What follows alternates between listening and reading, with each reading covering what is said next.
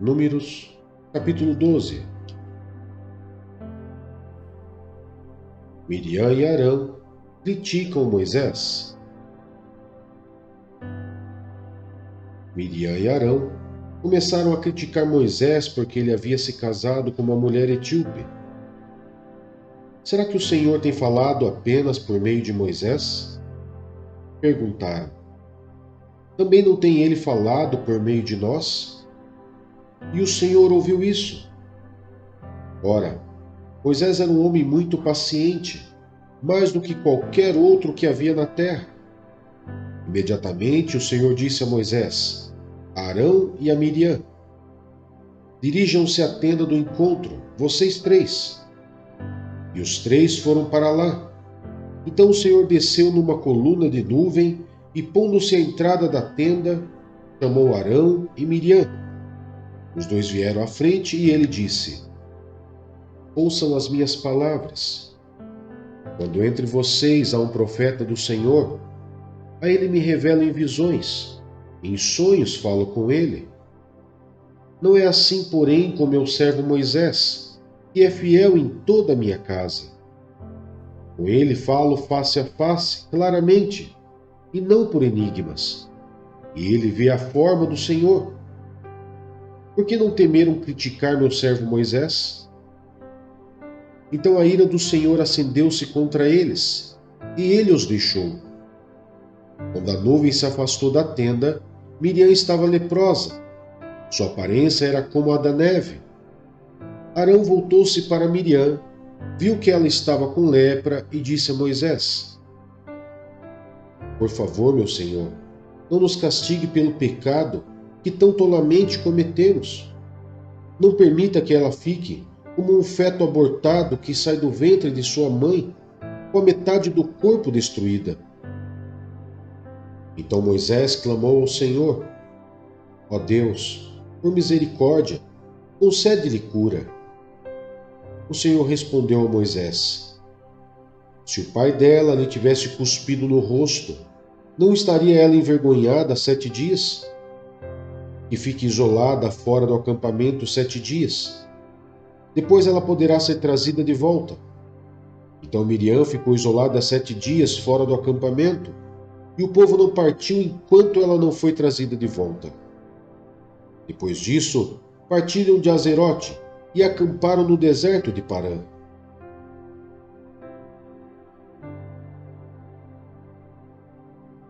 Números, capítulo 13. A missão de reconhecimento de Canaã. E o Senhor disse a Moisés: envie alguns homens em missão de reconhecimento à terra de Canaã, terra que dou aos israelitas. Envie um líder de cada tribo dos seus antepassados. Assim Moisés os enviou do deserto de Parã, conforme a ordem do Senhor. Todos eles eram chefes dos israelitas. São esses os seus nomes: da tribo de Ruben, Samua, filho de Sacur; da tribo de Simeão, Safate, filho de Ori; da tribo de Judá, Calebe, filho de Jefoné; da tribo de Issacar, Igal, filho de José; da tribo de Efraim, Oséias, filho de Nun; da tribo de Benjamim, Paute, filho de Rafa; da tribo de Zebulon, Gadiel, filho de Sode; da tribo de José, isto é, da tribo de Manassés, Gade, filho de Suzi; da tribo de Dan, Amiel, filho de Jamale; da tribo de Asser, Setur, filho de Micael; da tribo de Naphtali, Nabe, filho de Vofsi; da tribo de Gade, Gel, filho de Maque. São esses os nomes dos homens que Moisés enviou em missão de reconhecimento do território. A Oséias, filho de Num, Moisés deu o nome de Josué. Quando Moisés os enviou para observar em Canaã, disse: subam pelo Neguebe e prossigam até a região montanhosa. Vejam como é a terra e se o povo que vive lá é forte ou fraco, se são muitos ou poucos, se a terra em que habitam é boa ou ruim, se as cidades em que vivem são cidades sem muros ou fortificadas, se o solo é fértil ou pobre, se existe ali floresta ou não. Sejam corajosos, tragam alguns frutos da terra. Era a época do início da colheita das uvas. Eles subiram e observaram a terra, desde o deserto de Zin até Reob, na direção de Lebo-Amate. Subiram do Neguebe e chegaram a Hebron, onde viviam Aimã, Sesai e Talmai, descendentes de Enaque. Hebron havia sido construída 7 anos antes de Zoan, no Egito. Quando chegaram ao vale de Escol, cortaram um ramo do qual pendia um único cacho de uvas. 2 deles carregaram o cacho, pendurado numa vara. Colheram também romãs e figos. Aquele lugar foi chamado Vale de Escol, por causa do cacho de uvas que os israelitas cortaram ali. No fim de 40 dias, eles voltaram da missão de reconhecimento daquela terra. O relatório da expedição. Eles então retornaram a Moisés e Arão e a toda a comunidade de Israel em Cádiz, no deserto de Parã, onde prestaram relatório a eles e a toda a comunidade de Israel, e lhes mostraram os frutos da terra. E deram o seguinte relatório a Moisés: Entramos na terra, qual você nos enviou, onde há leite e mel com fartura. Aqui estão alguns frutos dela. Mas o povo que lá vive é poderoso, e as cidades são fortificadas e muito grandes. Também vimos descendentes de Enaque. Os amalequitas vivem no Neguebe. Os hititas, os jebuseus e os amorreus vivem na região montanhosa. Os cananeus vivem perto do mar e junto ao Jordão. Então Caleb fez o povo calar-se perante Moisés e disse: Subamos e tomemos posse da terra. É certo que venceremos. Mas os homens que tinham ido com ele disseram: Não podemos atacar aquele povo. É mais forte do que nós. E espalharam entre os israelitas um relatório negativo acerca daquela terra. Disseram: Terra para a qual fomos em missão de reconhecimento, devora os que nela vivem. Todos os que vimos são de grande estatura. Vimos também os gigantes, os descendentes de Enaque, diante de quem parecíamos gafanhotos, a nós e a eles.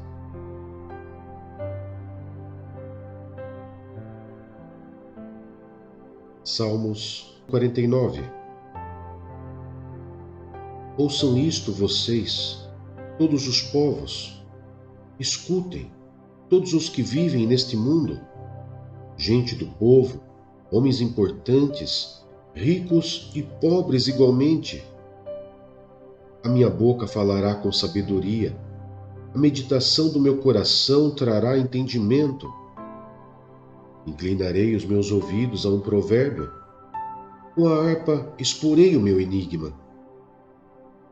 Porque deverei temer quando vierem dias maus, quando inimigos traiçoeiros me cercarem, aqueles que confiam em seus bens e se gabam de suas muitas riquezas? Homem algum pode redimir seu irmão ou pagar a Deus o preço de sua vida, pois o resgate de uma vida não tem preço.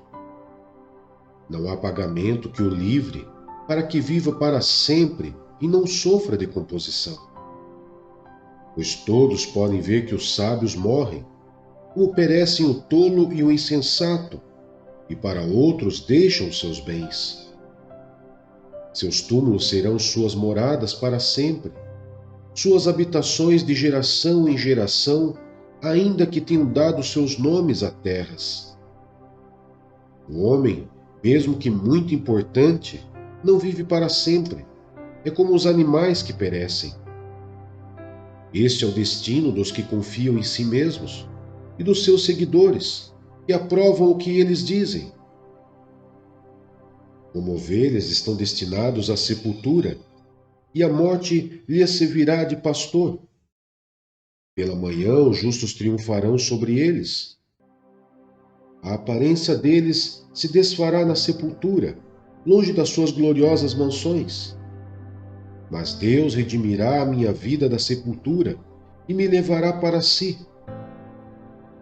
Não se aborreça quando alguém se enriquece e aumenta o luxo de sua casa, pois nada levará consigo quando morrer, não descerá com ele o seu esplendor. Embora em vida ele se parabenize, todos o elogiam, pois você está prosperando. Ele se juntará aos seus antepassados e nunca mais verão a luz. O homem, mesmo que muito importante, não tem entendimento. É como os animais que perecem.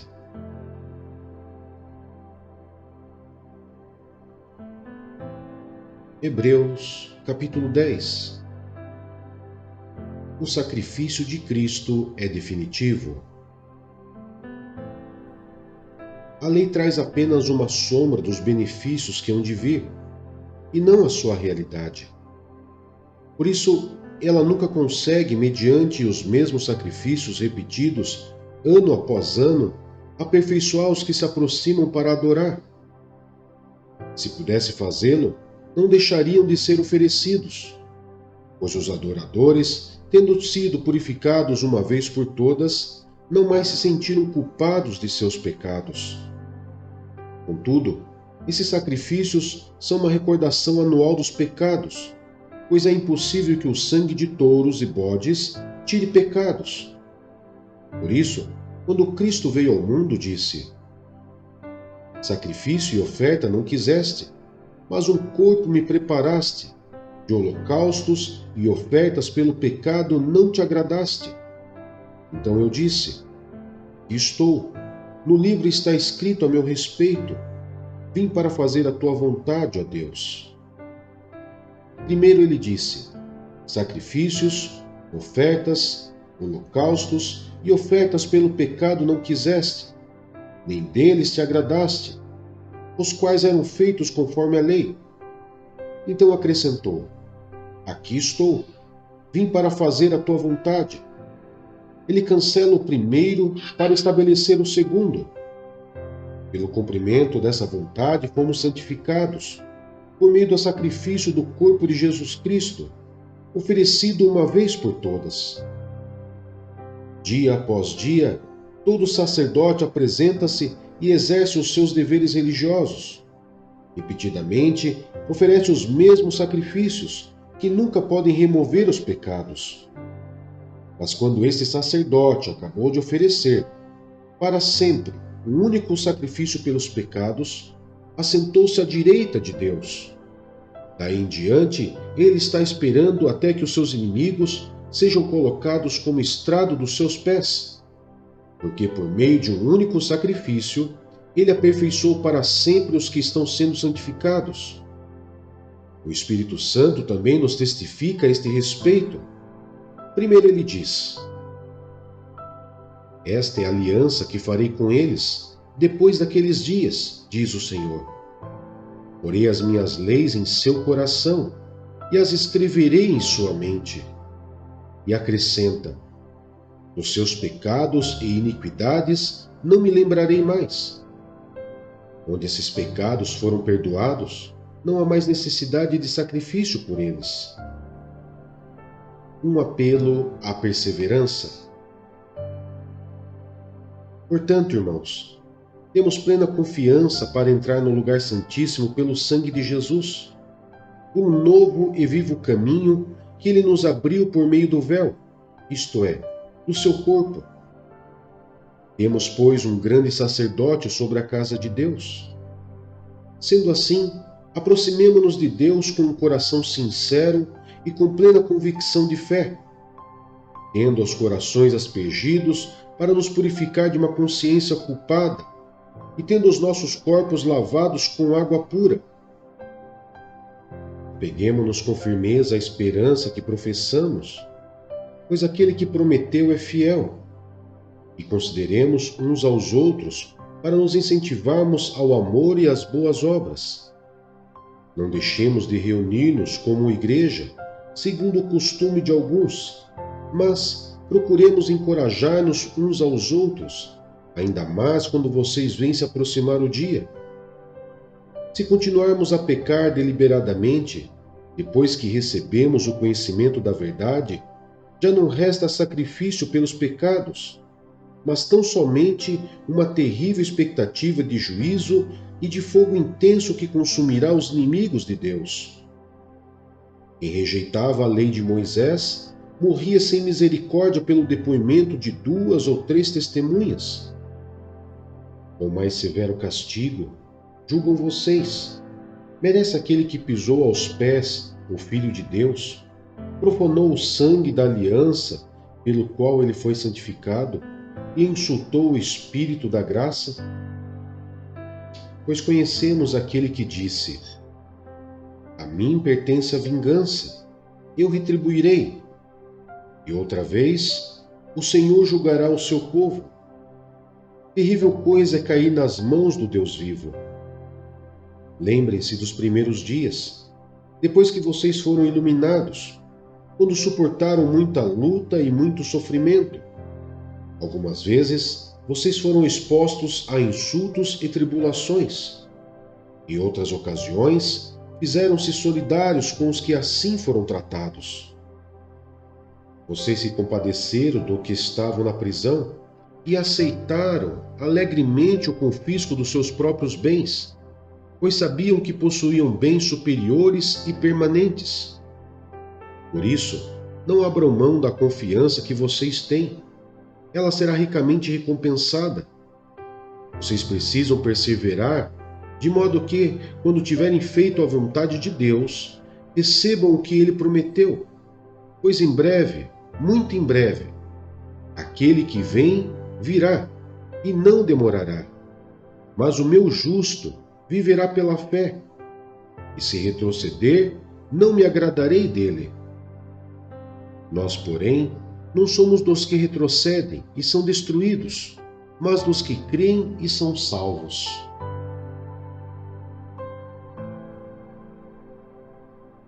Isaías, capítulo 2. A glória do monte do Senhor.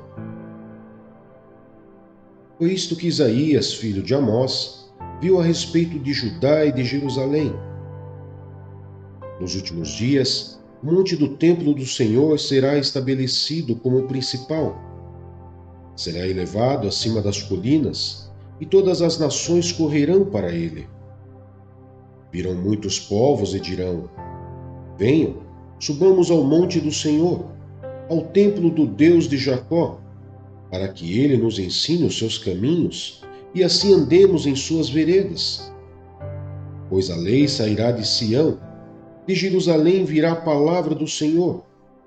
Ele julgará entre as nações e resolverá contendas de muitos povos. Eles farão de suas espadas arados e de suas lanças foices. Uma nação não mais pegará em armas para atacar outra nação. Elas jamais tornarão a preparar-se para a guerra. Venha, ó descendência de Jacó, andemos na luz do Senhor. O dia do Senhor. Certamente abandonaste o teu povo, os descendentes de Jacó, porque eles se encheram de superstições dos povos do leste, praticam adivinhações como os filisteus e fazem acordos com pagãos. Sua terra está cheia de prata e ouro, seus tesouros são incontáveis. Sua terra está cheia de cavalos, seus carros não têm fim. Sua terra está cheia de ídolos. Eles se inclinam diante da obra de suas mãos, diante do que os seus dedos fizeram. Por isso a humanidade será abatida e o homem será humilhado. Não os perdoes. Entre no meio das rochas, esconda-se no pó, por causa do terror que vem do Senhor e do esplendor da sua majestade. Os olhos do arrogante serão humilhados, e o orgulho dos homens será abatido. Somente o Senhor será exaltado naquele dia. O Senhor dos Exércitos tem um dia reservado para todos os orgulhosos e altivos, para tudo o que é exaltado, para que eles sejam humilhados, para todos os cedros do Líbano, altos e altivos, e todos os carvalhos de Baçã, para todos os montes elevados e todas as colinas altas, para toda a torre imponente e todo o muro fortificado, para todo navio mercante e todo barco de luxo. A arrogância dos homens será abatida e o seu orgulho será humilhado.